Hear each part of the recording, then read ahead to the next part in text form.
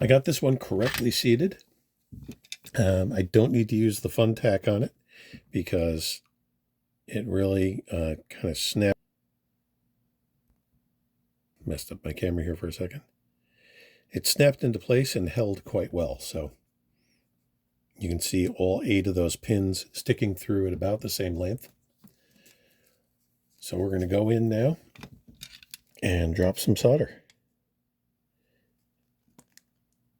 These don't need a whole lot of heat, and they don't need a whole lot of solder. But you still want that same smooth, blister-looking blob surrounding the pin.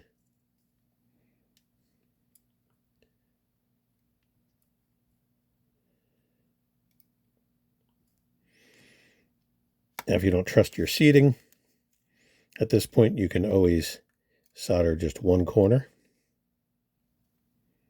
and flip it around and see if it looks like it's flush to the board. But we'll take a look at it on the board here.